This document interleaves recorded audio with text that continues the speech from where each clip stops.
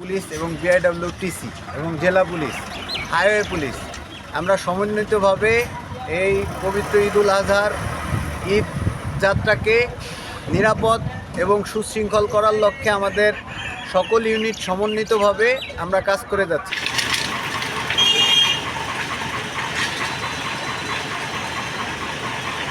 এরপরে আপনার বিরুদ্ধে প্রসিকিউশন দিব, 5 দিন যে ইনকাম করবেন সরকারি জরিমানা কিন্তু তাই হবে।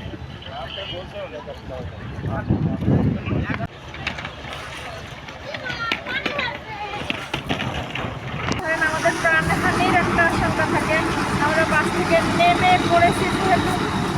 এখন আল্লাহ যখন অ্যাক্সিডেন্ট যদি লিখে রাখে শুধু গাড়িটারই অ্যাক্সিডেন্ট হবে, মানুষগুলো অন্তত প্রাণে বাঁচবে। এই ভয়তেই তো আমরা এইভাবে বাচ্চা কাচ্চা নিয়ে যে আমাদের দুর্ঘটনা না হোক, আর আমরা চাই না যে এইভাবে আরও দুর্ঘটনা হোক, এটা আমরা চাই না। সমস্ত যাত্রী নামায় পার করতেছে।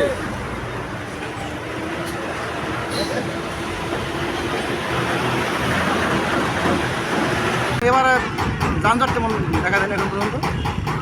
সবাই বুঝছে, তবে একটু সমস্যা আছে, মাঝখানে একটা গাড়ি দুর্ঘটনা ঘটছে, একটা গ্যাসের গাড়ির সাথে সংঘর্ষ হয়ে আগুন ধরে গেছিলো, যার জন্য কিছু সময় যানজটে আটকা ছিল। এবং আমরা আপনাদেরকে অনুরোধ করছি, আপনাদের মাধ্যমে জনগণকেও আমরা অনুরোধ করছি তারা যাতে সচেতন হয় এবং আমরা আমাদের ব্যবস্থাপনা সম্পর্কে আমরা সন্তুষ্ট এবং আমরা আরও কীভাবে উন্নয়ন করা যায় সে বিষয়ে আমরা সচেষ্ট রয়েছি।